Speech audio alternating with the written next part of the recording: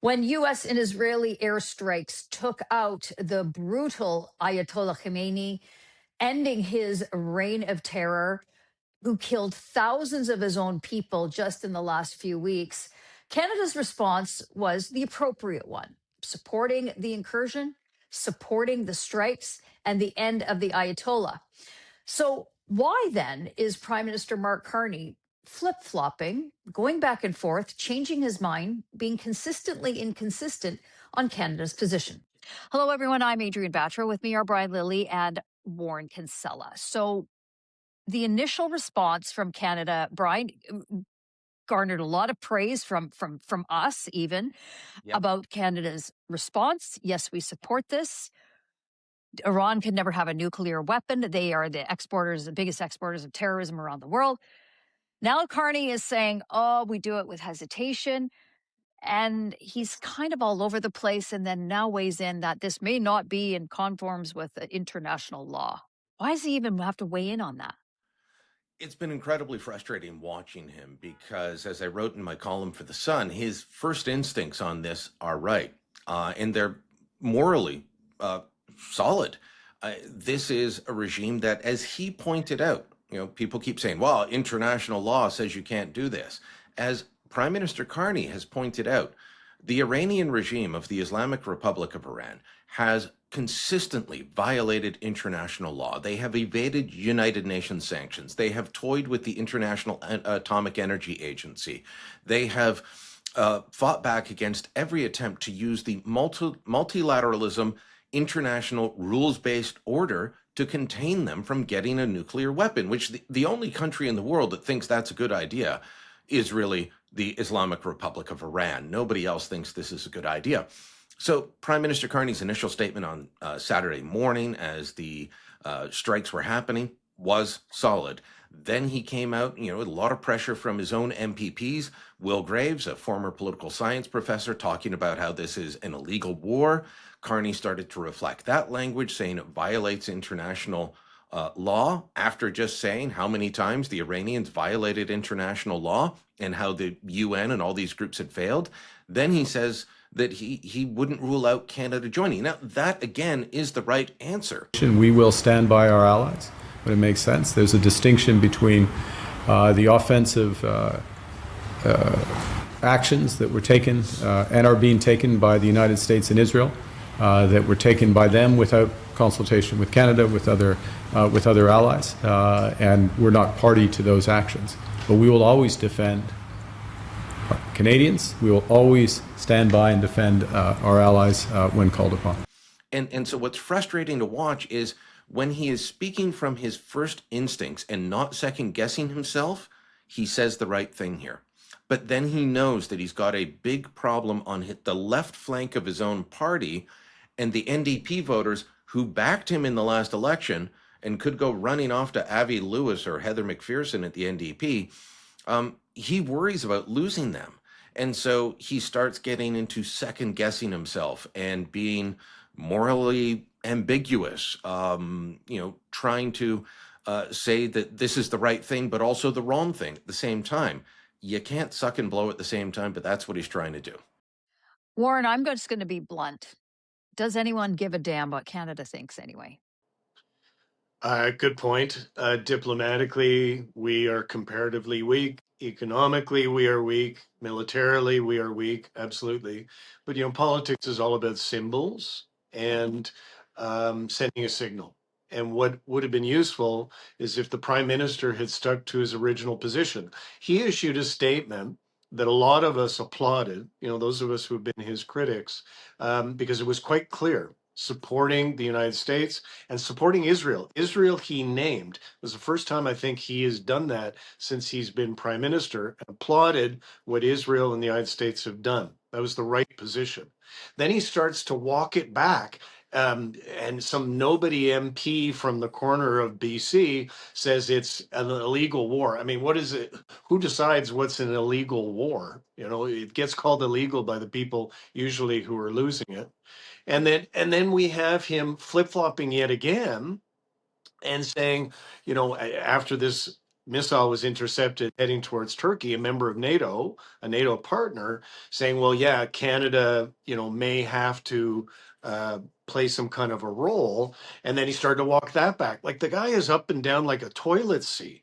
And the two things that kill the Liberal Party of Canada, I say this as a former, assistant to a Liberal Prime Minister, is arrogance, number one, and number two, a total inability to have a single position on an important issue. And this is an important issue because Iran is not some distant Persian Islamic Republic state that is of no consequence to Canada. The people who ran that country have killed hundreds of Canadians, blowing a single plane out of the air, murdering Canadians in terrorist acts, whether on October 7th, right? The 13 Canadians who were killed or attacked as a consequence of Iran's support for Hamas or Hezbollah or the Houthis or so on. Like, Canadians have something on the line too. And the Prime Minister owes it to us to be clear about his position and not this vacillating, quite frankly, bullshit where he's going back and forth and we can't figure out what his position is. He owes us clarity because this is important. It's very important, Brian, and I just want to talk a moment for some of the more further information that we have. I mean, that you hear the Democrats, except for Senator John Fetterman, who has been extraordinary and has had such moral clarity on these issues. But you hear predominantly Democrats talking about, well, why now? Why did the U.S. in Israel do this? Why is the U.S. supporting Israel in their own issues in their own backyard? We've learned now that any of the negotiations that were being attempted, and President Trump has said, "Look, I prefer a diplomatic solution." After what they did last summer with the bunker busters, to degrade. But I'd prefer a diplomatic solution. But his special envoy, Steve Witkoff, goes and meets with the Iranians. They tell him right at the get-go, and this is as of last week, we have up to over 60% with the ability to enrich. You get to 90%, you've got weapons grade. So, and then you hear the other side, Bibi Netanyahu comes to President Trump, says, I have the intel. They're all going to be meeting. We can do this. So you see the rationale and what is sort of being presented as to why this is happening. There's no country on the planet that has had more chances than Iran. And you can look at what President Obama did with his attempt with the nuclear deal. Now, I oppose that nuclear deal, but it was still Obama's attempt to try and curtail Iran's nuclear program. So they signed on to that nuclear deal. Did it curtail it? No, they kept moving forward. President Trump got rid of it in his first term. President Biden brought it back to a degree. Whether it's negotiations with Trump, with Biden, with Obama, you can go back to George W. Bush, it doesn't matter. These guys are determined because they are consistent on one thing. They want to be a major regional power. And the other thing they're consistent on, they want to destroy the great Satan, meaning the United States, and the little Satan, meaning Israel. That's how they refer to them. So these guys have moved forward regardless of who's in office, regardless of who is attempting or how they're attempting to negotiate with them, either through the use of threats or the use of financial support, and we'll help your economy be good. They don't care about the economy of their own people. They care about being who everyone in that region fears. And if Iran gets a nuclear bomb, the Saudis have said, we'll get one too. And that won't be the last. It will be a series of countries that you don't want having the nuclear bomb having one. I'd probably be fine with the Saudis having one more than Iran. But their neighbors don't want this to happen. It's, dealing with this is the right thing to do. I just want to say this about Canada, being asked, about putting boots on the ground or the military being involved. The sad part is we couldn't do this. Years ago, we could have, and we have stood by with the United States, whether it was alongside President Clinton in places like Kosovo, and we were running fighter missions on that, with President Obama against ISIS. We don't have the capabilities to do that. We don't have the people anymore. And as for the partisan divide that you mentioned, Adrienne, Look, if this was a Democrat president doing it, you would just flip the numbers, and that's the way it's become in Washington because every president has acted in this way, and the people that oppose it are the people in the other party. What President Trump has been doing so far is legal within the American law, and I think morally right within what we should be looking at as a supposedly free and liberal democratic society. So, Warren, if Mark Carney is being led around by the nose by a handful of liberal MPs who are screaming bloody murder, everything that Trump does is evil, doesn't matter even if he takes out one of the most evil people on the planet. Millions of people around the world, the Iranians celebrating this, looking for their own freedom. Even with those liberal MPs who are saying we can't support this, this is terrible, and then Carney listening to that, flip flopping a bit, vacillating a bit. Look at what the Iranian regime continues to do. They have sprayed whatever weaponry they have left at the Middle Eastern countries. When you have Qatar, the UAE, Saudi, Bahrain, all saying this is not happening. We are going to be part of this to stop this with Iran. They've really miscalculated, and that's who we see liberal MPs and many on the left in Canada sort of getting behind this. What's left of the Iranian regime? I I'm really struggling with that. Yeah, when you look at it, and I've got a book, shameless plug, coming out very shortly about this, called The Hidden Hand, about what Iran does. Was if you look at the global anti-Semitic propaganda campaign against Israel and Jews and the Western democracy since October 7th, 2023, the campaign manager has been Iran. And their objective, they know that militarily they cannot defeat Israel. They certainly cannot defeat the United States. They can't defeat a united Europe. So what do? They are the great disruptor, right? So they use what's called asymmetric warfare. And so at the moment, because at first, everybody looking at it, me included, it's like, why are they shooting their drones? And they are very prodigious and effective at producing drones. So the same drones that have been used against the Ukrainians by Russia in that 4-year-old war. Why are they firing drones at the very Arab nations that objected to this war in the first place? It's to cause disruption. It's to cause chaos. It's to cause division within the Muslim Ummah, to get Muslim populations in those different states saying we object to this war, we shouldn't be waging war against our Muslim brothers. So they're really good at it, and we should not discount that, and we need to take it seriously that they intend to make this a regional and possibly a world war. And so Canada has got a role to play in that, notwithstanding what some nobody from Vancouver Island has to say about it. We have got skin in this game, and we need to take it seriously. And the Prime Minister owes us clarity about Canada's position. Brian, I appreciate the questions being asked. No one wants to see another forever war in the Middle East, a la Iraq or Afghanistan. No one wants to see that again.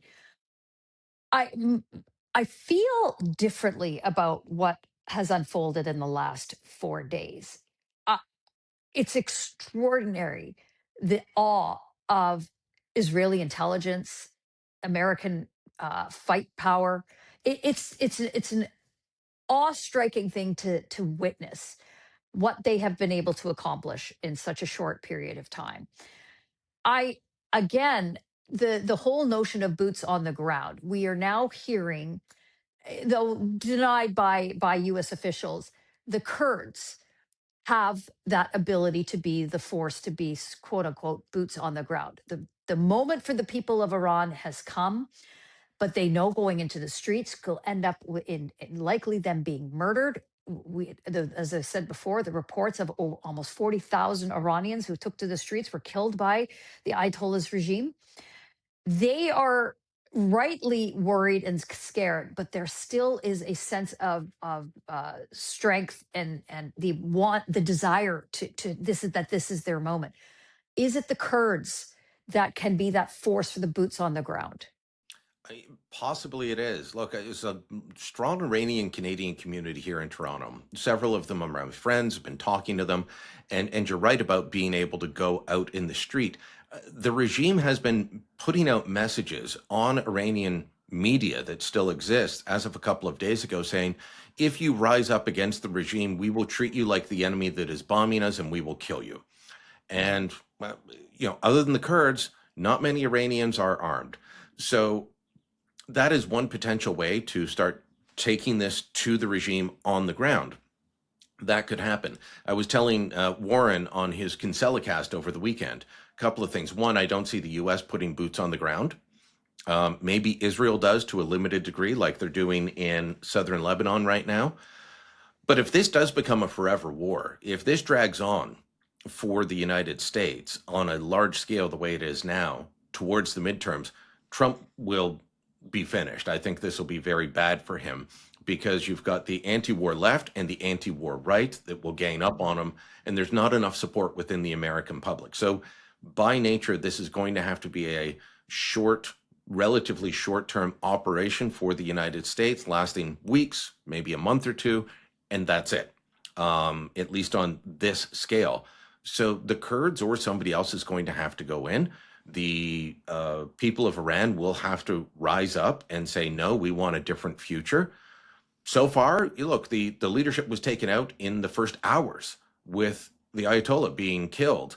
I didn't believe it when that first was reported on Saturday. I said, oh, it can't be true. And then, of course, it was confirmed. And then, well, who's going to replace them? Well, we have some ideas. Oh, I've killed them too. And now they were meeting to pick somebody else. And I killed all of them as well. That's what it's extraordinary about the intelligence and just the surgical nature of which this is all being executed, which again, just to me, it tracks differently. Well, critics are saying, oh, look, more than 1,000 civilians have died. This war needs to stop. 35,000 people died at the hands of the regime. That's right. For last month. protesting one day. the increase in the price of food. That's what, their food inflation is way worse than ours. People can't afford to eat anymore. They were protesting in the streets about that, and the regime killed them for saying bread's too expensive. Warren, let's just bring this back to what we initially started talking about, and that's with respect to Canada's position on this. So what does Carney need to say now, or maybe he should just not say anything anymore at this point, because it's really hard to pinpoint exactly where he is at on this. Well, maybe he keeps doing what he's doing, which is have his international tour from Australia and points in between, and then not speaking to the media who paid for seats on his plane to come along and cover what he says. That has not endeared him to the parliamentary press gallery, believe you me. So, but it's clarity. For the Conservatives, this is an easy issue. They're not supporting President Trump. And by the way, Poilievre has been out there, I think, doing and saying all the right things. And I've been a critic of his. I think he's actually looking quite good. The NDP under Avi Lewis likely are saying predictable things. They're against it in any possible circumstance. So it's really incumbent upon the Liberal Party to give us some clarity, because, as I said, we do have some skin in this game and we do have a role to play, however symbolic, about how things move going forward. And we're just not getting that from this prime minister. And it really surprises me because, that initial statement he had was a good statement. And it really showed some moral clarity. You heard those words a lot because it did. It took the moral and ethical position, and it was unambiguous about it. And then in the subsequent days, the prime minister has stepped all over his own message. And I don't know why, but he doesn't look good for it. And I think it's hurting the country. Well, it's time that Prime Minister Mark Carney unwinded some of that crazy stuff that he has been saying and being inconsistent, and provide that moral clarity. Well, let us know what you think in the comments below. Like this video and subscribe to our YouTube channel, and go to the TorontoSun.com. You'll find commentary and coverage there you will not find anywhere else.